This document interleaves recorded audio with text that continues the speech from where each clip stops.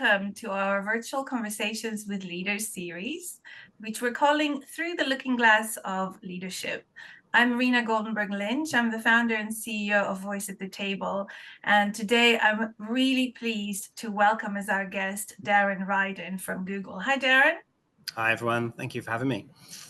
It's going to be a fantastic conversation about accessibility tools, and much, much more about inclusion and Google's mission to make all its tools accessible universally. So I'm going to introduce Darren first. Darren has two titles. He is EMEA Chrome Partner and an Education Engineering Lead at Google. So Darren, shall I start by simply asking you to tell us more about what that actually means and what you do? Sure, thanks. Yeah, so I lead a technical team at Google. We're part of the sales team. We work on Chrome OS, which is Google's laptop operating system, if you've not come across it before. So instead of Windows, it's basically another type of operating system that you can use. Very simple. It is used widely in education. So our team works with a lot of education customers and enterprise customers across Europe. So that can be from large sort of like national deployments in educations. We work with like the governments and ministries, down to schools and local authorities, particularly like in the UK, and also enterprise customers across Europe as well. So it's quite a varied job. It's quite interesting. On the education side, we also cover, as well as Chrome OS, we also cover workspace for education. So it's education tools provided by Google. So it includes productivity tools, workspace for education, but also something called Google Classroom, which is something you can use in the classroom and for homework to help educate children. If you've got children that go to schools that use Google technology, you've probably come across Chromebooks, and you've probably come across some of those tools that they will be using. I think the real reason I'm actually here, though, is not part of my core job, part of a project that I've got involved in a couple of years ago now. With a small group of people, we created and have grown something called the Accessibility Discovery Centre, which is a physical place that I am currently sat in London. It's one of I think it's the most exciting space we've got in Google, where we've created a space for learning about accessibility. There are a lot of different activities we can get into probably a bit deeper in a minute that we get involved with as well. So that's kind of like what I do as my day job at Google, but I'm also involved in some other exciting things that overlap with my day job as well, and it makes it's quite interesting to share that. Yeah, no, that's great. And we want to learn all about that as well. But let's just start also with just a slightly better understanding for those of us who are not as tech savvy as maybe some people in the audience as well. So when you're talking about the tools that you work in, Chrome OS, etc., what might they be comparable to some other things that more people would have come across if they haven't come across Chrome OS? So if you think about the devices you use day to day, so you will buy a device, and that device generally has an operating system on it. So from Google, you will probably have heard of Pixel as a phone, and also Android. So Android is an operating system that runs on phones. It's basically iOS or Android, right? So if you've not got an iPhone, you've probably got an Android phone, which is the Google operating system. Chrome OS is another operating system that runs on PCs. Mostly laptops. So those are the two core operating systems we work with. We and my team also gets involved with our productivity platforms. So Google Workspace is like Microsoft Office, but the Google version, and also some of the other specific education tools that we talk about as well. So overlapping into the other conversation from an accessibility point of view, there are features built into core services that you would use, but there are also features built into operating systems. So we kind of get involved in both of those as well. Okay. And let's talk about your the work that you do in education, in terms of accessibility. Can you give us some examples of what that looks like? What are some of the accessibility tools that you're incorporating into your Google Classroom, for instance? Yeah, so I think One of the biggest challenges we see is it's not necessarily about the tools, but it's about awareness of tools and capabilities. So on one hand, Google has a mission to make sure that everything we build is accessible. But one of the challenges we have, whilst we build accessibility features in as much as we can by default, one of the other challenges is actually getting the message out to people so that they know they're there, so they know they can use them. Some things are obvious, but sometimes you have to look for them as well. So part of the Accessibility Discovery Center is also helping to educate people on the capabilities that are there. And that also actually means some of our competing products we've got here as well, right, from our competitors. So trying to get people to look for these things and be aware that all technology companies are building accessibility features into their products as well. So we want to drive general awareness, but also we want to try and make our products as good as possible as well. And how do you do that? How do you drive awareness? That's a tricky one. There are a number of ways. So our product teams do spend a lot of time making sure they design them the best they can, design features as well as they can to make sure people can discover things easily. But there's also a lot of advertising as well. There's a lot of information online, and some people will look. But also just whenever we get customers in, particularly large customers, this particular space is something that we really like to bring people to, and it always opens their eyes, and everyone always learns something new. So getting as much exposure and getting as many people as possible to open their eyes and just think a little bit differently and think about how people use products and how they need to be designed in different scenarios. So just getting people to step back and think and consider other ways of doing things. Yeah, and you've mentioned before also the fact that when people come in and experience some of the tools and some of the sort of challenges that people might have with accessing certain mediums, you learn from that as well, and that's a great segue to inclusion and to talk about what is the role of inclusion in all of that. Yeah, so I think from Google's perspective, we're really guided by Google's mission statement, which is to organize the world's information and make it universally accessible and useful. So that means a lot to everyone that works at Google, and it really helps you understand. So from our perspective, that means we need to design, we're building for everyone globally. So that means we need to consider everyone. And we use terminology where we talk about co-design. So if you're building for everyone, you need to build with everyone. So that means making sure that we are including all of the representative sets of people in the process, in our teams, when we design and build solutions. And that covers everything, basically. As a truly global company with global scale, we need to make sure that we are truly building and designing for everyone. And that includes accessibility as a core capability there too. So how do you get that? How do you co-design, and how do you get that inclusion baked into? I love the fact that it's part of the mission. And, we talk a lot about at Voice at the Table, how when you want to address diversity and inclusion, it has to actually buttress the business mission. And, in Google's case, that is the mission. Inclusion is part of the mission. But how do you actually make it happen? So you said, people are coming in, they're experimenting, they are feeding back, you're co-designing by listening to them. So this whole, stakeholder interaction, it's happening live as part of your design. What else can you do to make sure that your products are accessible universally?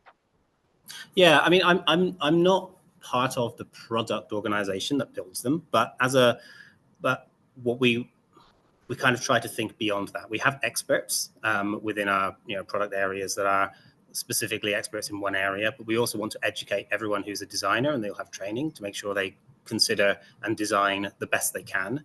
But beyond that, we want to make sure that all of our teams are aware and are open-minded and thinking about things like accessibility.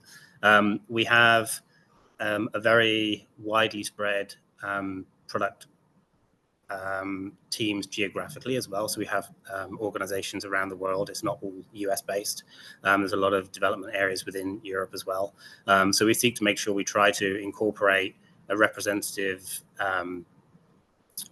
set of people across the organization, basically, geographically, and where we have development centers like in the UK, for example, as well. But ultimately, what we try to do with things like accessibility is to make sure that it's not just about the designers, it's about getting everybody in the organization to open their minds and realize that accessibility is part of their job, right? Everyone's job. It's also a really interesting conversation when we have, we in the Accessibility Center, we have lots of corporate companies and business leaders come in as well. And I always ask them normally at the beginning, like who's got accessibility as part of their job responsibility, and nobody ever puts their hand up. And at the end of them, I don't let anyone leave until they all realize that it is actually part of their responsibility, whatever they do, even if just awareness, right, and making sure they're making those kind of decisions. So it's a really great place here because everyone who comes in starts learning something like that, and you start realizing that you're able to make an impact across multiple organizations, and you're changing the way people open their mind and think. Yeah. And we did mention that maybe that kind of inclusion is taken for granted at Google as you design, because it's part of, it's baked into the design thinking, into the design process. Whereas it's not certainly the case in many of our other clients, where we have to commit, and not just us, but obviously other organizations, and a lot of them do it internally as well, to bake in that kind of design thinking that you already have, and continue to educate.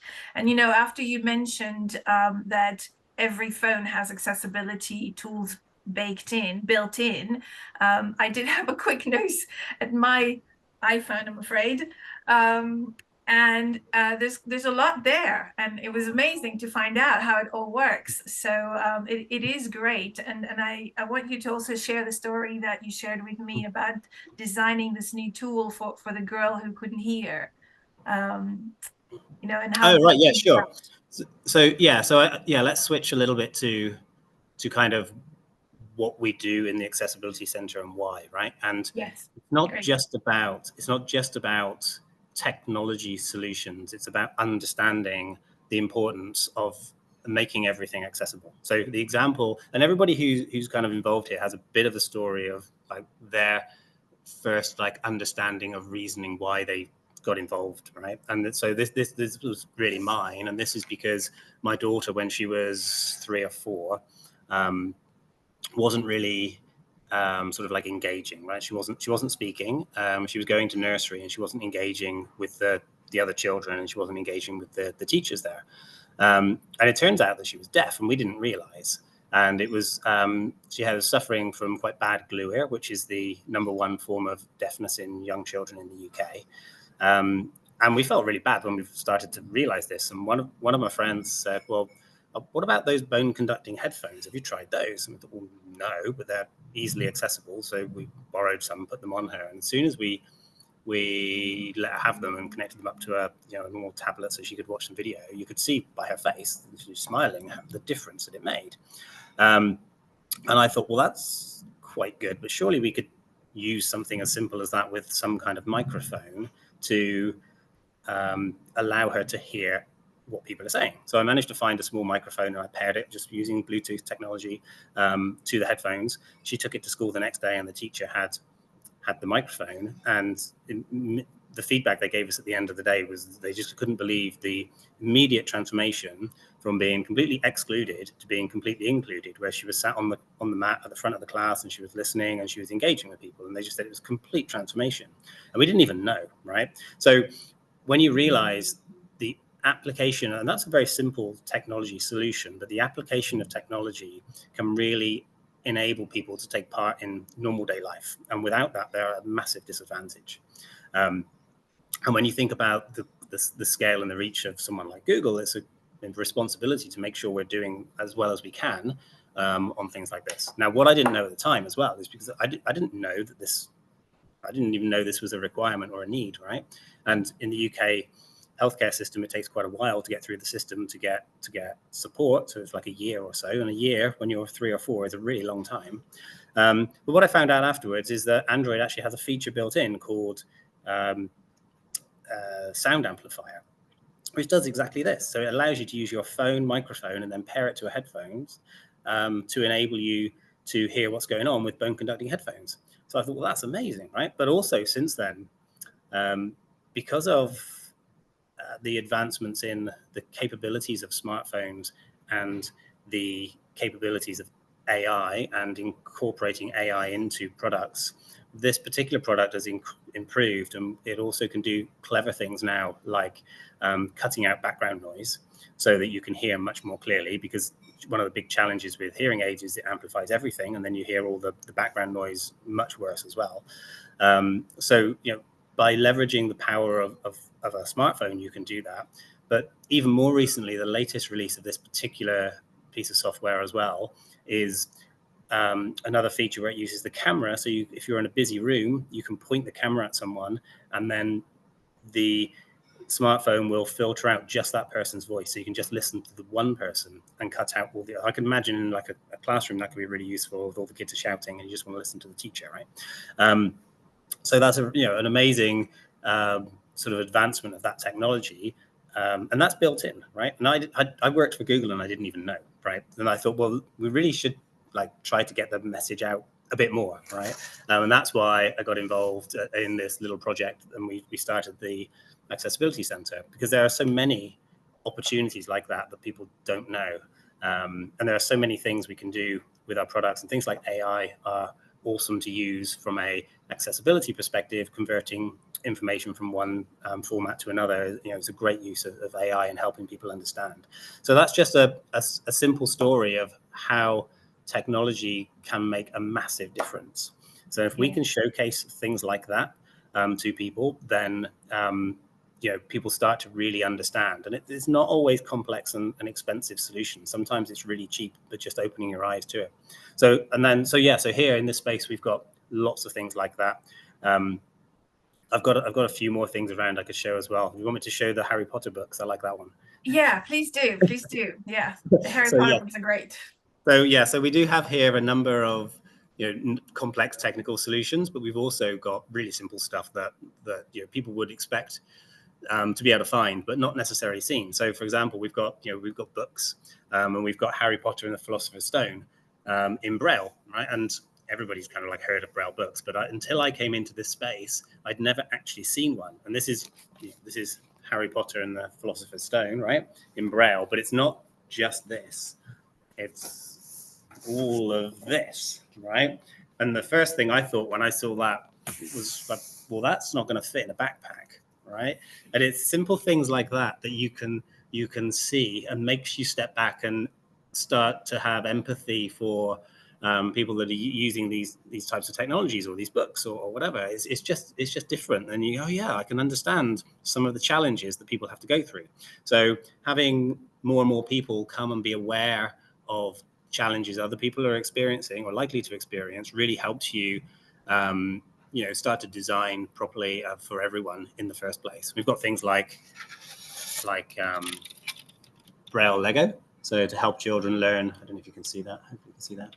To help, so the RNIB. So one of the challenges nowadays, because of technology as well, is that a lot of children don't really want to learn Braille, so they're trying to find nice, new, exciting ways to get children engaged to learn Braille as well. So we've got stuff like that around here too. So there's loads of exciting things that good to see. Yes, we've got our date to visit booked in. Yes. Already, and when we send out the follow-up information here, we'll also include information on how everybody on the call and the public at large can also organize a visit to the Accessibility Center, because I think that is a message that is important to get out there. And you said, Darren, that you're spreading as well across Europe, right? You have other centers across Europe? Yeah, so we've seen huge amounts of people come through this particular center, and I didn't really talk about yet the actual intent behind it. So there was multiple reasons for why we created this. So partly was for internal awareness and education. So we wanted everyone that works at Google to be able to come through and to see the space and to just spend some time learning. there are specific areas where we have designers that want to come in and try things and use particular accessible technology to hook it up to other devices to test stuff out. But we also engage with the community and want to get other people, other groups like this one, to be able to come and spend some time learning as well. We also work with a number of charities that come in here, and it's really nice to bring groups of customers in as well, or potential customers, because it's a very different way about talking about technology and things that particularly our large education customers thinking about how they can approach their large projects to make a difference to all of their community as well. And how long is a visit? So like if a person. Well, that varies. I've been asked to do them from 10 minutes to like a day. Wow. 10 minutes is a real challenge. It's very, very quick. They're generally an hour. An hour is a nice time to be able to come in, have a look around, try some things out. Sometimes we do them for say 2 hours. Sometimes people also come in and they use like the area I'm sat now is like the workshop area to do something specific, and then a bit of a tour as well. We actually have an organization coming in tomorrow that is they're inviting a bunch of their community, their kind of customers. It's children and parents that are coming in. It's their like 5-year anniversary as they're using the space, and we're going to do a tour for them as well. They'll have some other conversations as well, so that's going to be sort of like 2 or 3 hours. So it's quite a variety. 5 years. And so what is the plan? You have one at your King's Cross premises. Oh yeah, I didn't actually answer the question, did I? Sorry. So I started and then I got distracted. That's so fine. yes, so because of the amount of people that have come through and the success we've seen and the positive feedback, we've wanted to expand across Europe and also back into America, because we've done similar things in America, but we did it a different way here that seems to have worked a little bit better. So we want to share some of that knowledge back into the US as well. So I think we've got 6 now. So we've got a number of big development sites across Europe. So we're trying to align to that so that we've got people, 2 things. One, the ability to get people from the local Google community involved, but also we need like volunteers from Google to be able to help support, do tours, and to talk to people as well. So yeah, so we've got sort of, I think it's 6 across Europe now, and then a few more going back into the US. But this is the largest space, but the others have got all the same sort of technology. We're also even looking at mobile capability as well. So when we go to events, we can take some of our sort of like accessible technology, or we can take it to some of our large customers who want to get their communities aware and involved as well, so they can use them for their own events. So fantastic. That sounds great. And are there any plans to go anywhere else within the UK?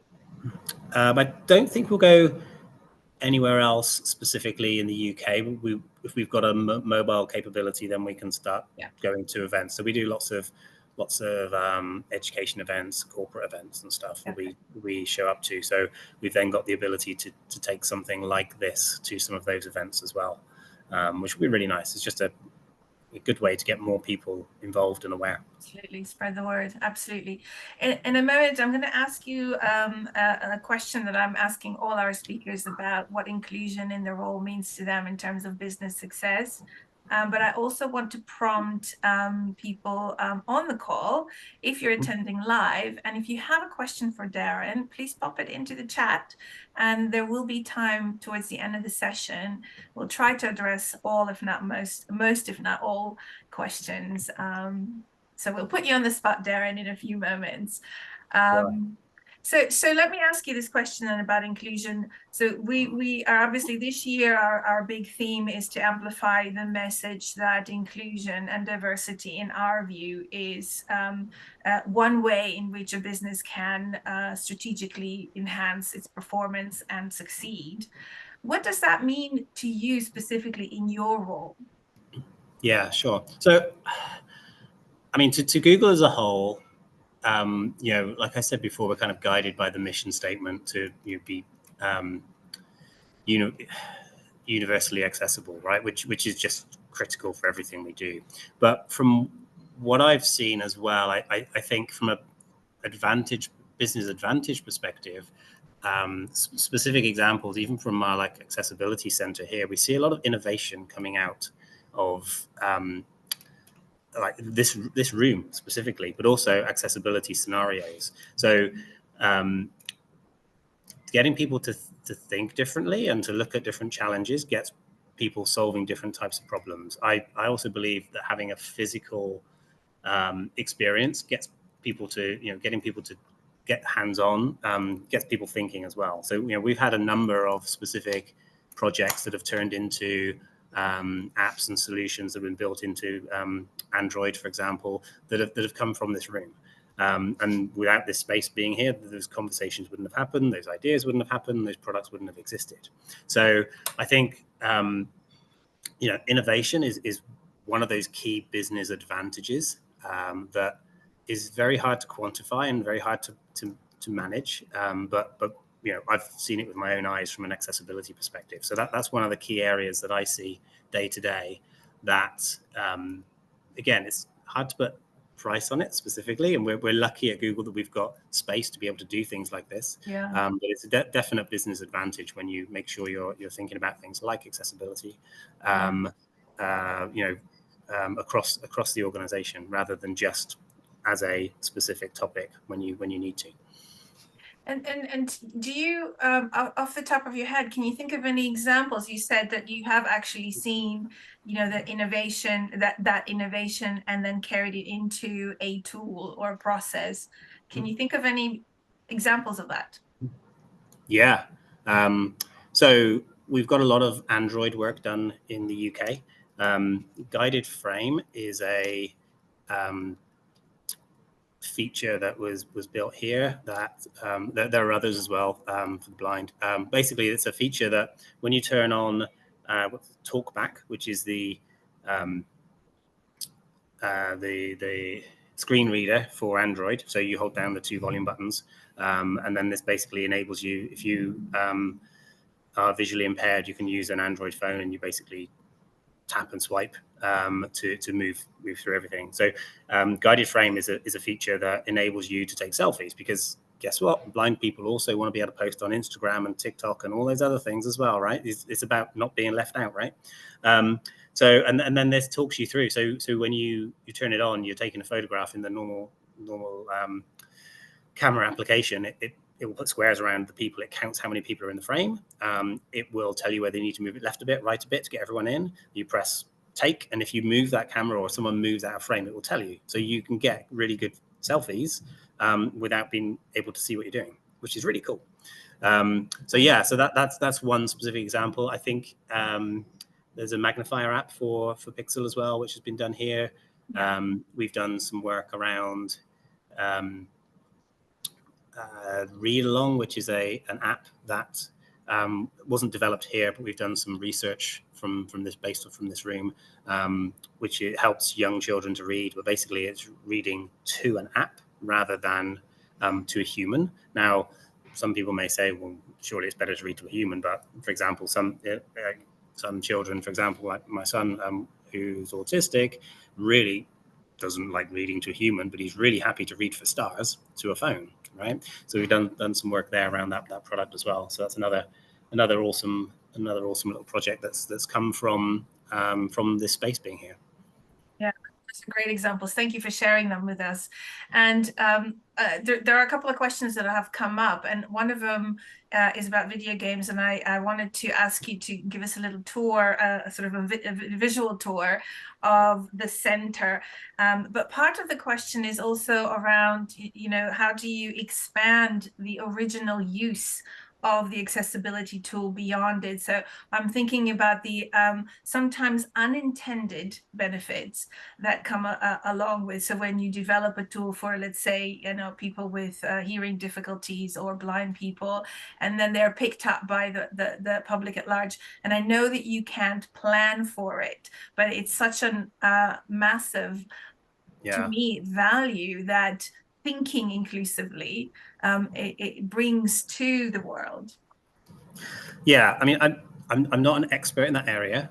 If you think about things like the curb cut effect, right, which is where pavements are dropped down, that was initially designed for Yes. wheelchair users. It's used by everyone day to day. Yeah.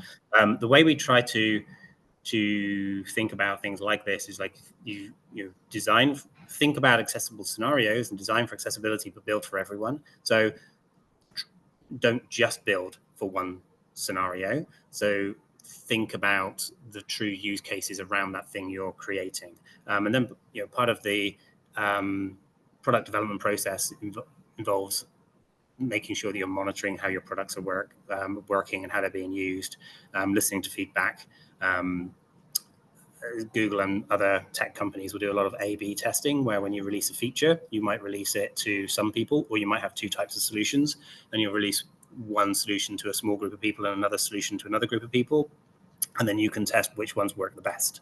So as that happens, you can modify your features, and that works with accessibility features as well. The important thing to note as well, though, is to be careful of not just focusing on the majority. So we need to be aware that we need to not just, the majority of people prefer to use it this way. We need to make sure we're covering all the different scenarios. So it's a complex process, but it's something that evolves over time, and you need to keep an eye on it. So we're going to do we're going to do a little bit of a tour. Yeah, but before we do that, there is one question about co-design that I think I'm going to ask first, and then we'll do the tour. And the question is, do you ever get people with disabilities actually to work together with you to develop? And if so, how does that happen? Is that part of making sure that they are represented in your employee pool, or are there other means by which you get people to participate, or do they, form part of the testing pool? What is the process? What might it look like? I can give a rough answer because I'm not responsible for that, and I don't work in those teams. But there are many people with disabilities in our organization, for sure. I've worked with a number. I've worked with some absolutely brilliant user interface designers who've been blind, and I can't believe how fast they navigate interfaces. Sometimes the computers can't keep up with them. So it's amazing to see the different way people work. So yes, we've got people across our organization that have various disabilities, for sure, but also the various product groups will have appropriate processes to make sure they have research groups, usability teams that will do various studies as part of the release process. This particular room as well also gets used for usability studies as well. So I think the answer probably is it depends, and I'm not an expert, but it varies, and there's a lot of effort put into it. But it's a continuous process, and it's never perfect, right? So we continue to try to improve. Yeah, and you mentioned the RNIB, and I imagine that there's also collaborations with organizations and charities, so that you can more and get the right people on board as well. So thank you for that. Shall we have a look at, we have a question about accessibility tools in video games and how they might be applied elsewhere. So I thought that would be a great opportunity for us to see a little bit of the center, and if you can talk us through it. And again, if people have questions about any part of it, put them into the chat, and we'll come back to that. Sure. So okay. So part of when we created this space in the first place, what we wanted to do was think about a way to get really good engagement from people, and we thought leading with gaming would be a really good way to do that. So what we've actually created, if you can see behind me, is a number of arcade gaming stations, and what we have on these is, for each one, we worked with a charity called Everyone Can, who provide gaming solutions for children and older people too. So on each of these stations, we have a video of someone playing a particular game with some assistive technology, and then we have the same assistive technology next to it so that you can have a go. So what you'll see on here is this is I really wasn't planning to do this, so if it's not working, tell me. So this is the Xbox accessible controller, which has kind of been best in class for quite a long time. It's a USB device, so you plug it into an Xbox, but you can also plug it into a PC and many other things as well. And it has, one of the key things it has along the back, if you can see that, is a whole bunch of sockets. So you can then use that to create your own like environment with switches and input, so you can create whatever you need. And I'll show you something in a minute. There's an example there. This particular station here has got some eye tracking software, or hardware, actually eye tracking hardware and software. So you can then sit down, and the game is actually a driving simulator. So this is just controlled by your eyesight. So you look left, right, forwards, and backwards, up and down for forwards and backwards, to steer the car. And then what's really cool is you can see the child here, who's actually way better at this game than I am, and I've tried a few times. But what he's doing here is, yes, he's playing the game, and yes, he's being able to play like online with his friends and all this kind of stuff like everyone else can, but he's also learning how to use a computer. So he's gaining real valuable skills for life whilst playing games, right? Which is kind of cool. And then on this one here, this is a good example of a very simple game where you just have to get the ball across from one side of the screen to another. I don't know if you can see that. But we've got a number of different switches set up here, showing the different types of inputs you can use to control the game, as foot controllers and stuff as well, proximity sensors, so all sorts of controllers there. And then down here, we've also got a PlayStation with Sony's latest PS5 accessible controller. Wow. See that? And this again is, can you see that? There we go. So this, you can actually take all the buttons off and replace them for different types of buttons. You can move this around. You've got a joystick, a foot pedal. You've got sockets on the side as well. So different types, and that's a football game, which I'm also not very good at. So you can see the different types of input there. So these devices can also be used for controlling a computer to do things other than games. But this is a good way of getting people involved and having a quick go and getting some empathy. There's other technology. So this is all, I think these are all PCs. So this is not necessarily Google technology here as well, but we have things built into Chrome OS, for example. A new feature which is extremely cool is called face control. So it's exactly the same and a little bit more than the eye control. So you can program different operations based off your eye movement, your head movement, facial gestures. So when you smile, when you turn the side of your mouth up, you can then scroll and navigate, and you can move around a computer, control a computer pretty quickly. You can get used to it pretty quickly, and that's built-in technology as well, right? So yes, you can get all this hardware, which is very cool, but it's even better if you've actually got stuff that's built in, especially, for example, if you're in a school scenario and everyone's already got the capability to use all of these features and they're just on their Chromebooks already. So that's some of the gaming sort of solutions that we've got here. There are many others, but this, Everyone Can is a really good charity in the UK that seeks to find solutions to gaming challenges for anyone, basically. So they do great stuff. And we just, as you're walking around, another question popped up, and that's around open awareness days with industries. And I know that you mentioned that you had organizations coming in, etc. But have you actually thought about or organized, representatives from a particular sector for a day to host them in your accessibility center? Have we done that?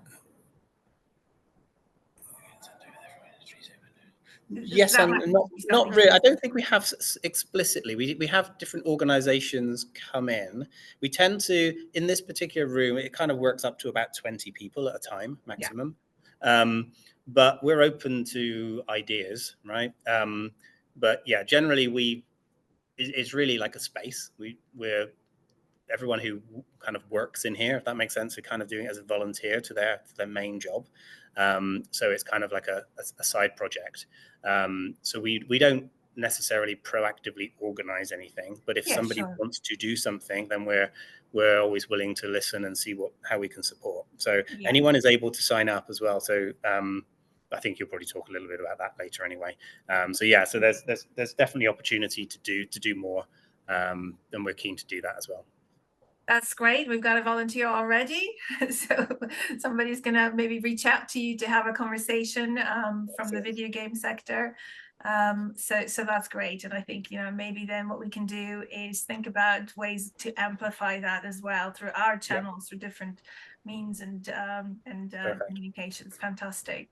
And do you want to give us a quick sort of sense for the rest of the Sure, I'll do a virtual tour. virtual So tour? Exactly. we've got over here, we've got some just general, it's really hard to assistive technology. So there's all sorts of stuff in here, things like digital magnifiers. These are like physical solutions, but also there are apps. You can use the camera, right, in a smartphone, but also there are specific apps that have additional features like changing the contrast, the colors and stuff as well. So like digital magnifier is an app you can download from Android, which is a little bit better than using just the camera capabilities. We've got things like Braille rulers, Braille slates for taking note, where you have to use a little stylus to push on all the dots, and you've got to do it backwards because it then comes out and flips over. Things like steady spoons, vibrating alarm clocks. We've got the coolest watch ever, which is it's a Braille watch. Let me turn that way. Oh, wow. That has got ball bearings on it, and the ball bearing around the outside and one on the center. You can shake it and they go back to the magnet so you can tell the time. And we've got some simulation glasses for different visual impairments, so people can understand it's not just about being blind, it's about different types of visual impairments, and you can kind of get empathy with the sorts of challenges that people exist. We have a number of different stations around here. So we've got a neurodiversity station where we show a number of solutions that can help people with neurodiversity needs. We've got dexterity and cognitive here. Oh, wow. We have a hearing station, and we have a visual station here as well. We've got things like Braille device, so you can you see that? That's quite cool. Yeah. Oh my goodness. Wow. So these all just pair either by Bluetooth or USB, and then we've got a number of these are all Chrome OS devices. There's a couple of Android devices here. There's some iPads over there as well. We've got a whole bunch of technology here, so it's pretty cool to see all the different stuff. Basically, it's very cool, very cool. Thank you for that. And you can already see just this little group of people here are thinking laterally about how to spread the message, and one of them is have you or anyone in Google been invited to work with the government to look at accessibility and tech solutions in schools? That's actually something you start doing soon. Good question. We work with a number of representatives from beyond the UK as well, governments at like national level on things like school projects and stuff as well. So we do talk about that. We do also have actual accessibility teams, an accessibility lead, who I'm not part of that. I'm not an expert in accessibility. I'm just someone who's keen to support and help out from this particular facility perspective. So there are probably quite a few conversations ongoing. That Google is a big, large organization, so we do have dedicated teams that do get involved in these sorts of things as well. I'm not aware of all of them, so hopefully that helps. Yeah, and we can find out more, I suppose, Barbara or anyone else who's interested. And we'll include, like I said, the details of the center in the follow-up email so that you can follow up directly and organize your own tour as well. I have the feeling that the next step of development in technology is going to be taking all these tools that we're developing for the virtual world to apply them in the real world so that we can drive cars by just looking at the road rather than having to put our heads on the steering wheel. That's the next generation, Darren. We've already got the cars that drive themselves. So yes, Waymo in the US is. So they say. I've been in one. It's very cool. Yeah. One other question, one final question, I suppose, from me as well is I know that Google as an organization, and this is something that I had read about many years ago, is obviously very keen on analytics and capturing data and measuring so that you can improve on that basis as well. One question you may not be able to answer, but do you capture, first of all, the different ways in which people utilize the different devices, and also specifically about whether there are any differences in how men and women use that technology? So there will be in all of our products various telemetry capabilities, but it's a very important balance between privacy and sort of like telemetry for Google. So you know, we wouldn't have any, there wouldn't be anything that's like personally identifiable or anything that anyone would consider to be inappropriate. So and then also any, you know, access to that sort of data is very tightly controlled as well. So it's not, it's a tricky scenario because you want to get as much information as possible, but the number one priority is privacy. Yes. So I don't know exactly what data there is, but I know that in theory, right, you would be able to collect a huge amount of data, right? But that is not done because we need to make sure that we are following all the, well, one is like our code of conduct, but also all the local laws as well. Yes, so we definitely wouldn't have things like male versus female or anything like that, because that starts to get a little bit more personal. But there would be like things like how much is this feature used? So we'd have that sort of information. Okay. Yeah. So yeah, so it's tricky, but we would try to get that sort of information other ways as well by seeking feedback. Yeah. So people are actually intentionally providing information. Yeah. So yeah, it's an interesting area because, you know, you want to make things better, but you need to be conscious of how you collect all of that information. Yeah, yeah, absolutely, absolutely. And the reason I'm thinking about it is because in the video game sector, for instance, you know, there's already been an observation that women tend to not play console games as much as they would play mobile games, for instance. And there's a whole industry that's developed just for that purpose. Yeah. You know, so that's what I was thinking. Is there something similar for Google to take away? And I'm sure there is. But yeah. I'm sure there will be teams working on the opportunities, what makes sense to do more of, what makes sense to do less of, for sure. Yeah, exactly. Any last questions for Darren before we wrap up this fascinating tour and talk?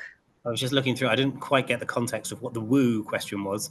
It's probably something I was sharing just now. That was whoa. That was in response to something you were showing. Yeah, I just didn't see that at the time. Sure, cool. But if there's so takeaways for everyone, if they have groups that they want to bring in, if you just search online for Accessibility Discovery Center Google or Google London ADC, using your favorite search engine, hopefully the one beginning with G. So yeah, if you search into Google, you should find the process to just request a tour. You can bring groups in, can organize things. So it'd be good to see more groups of people come in. Fantastic. Thank you so much for that. Thank you.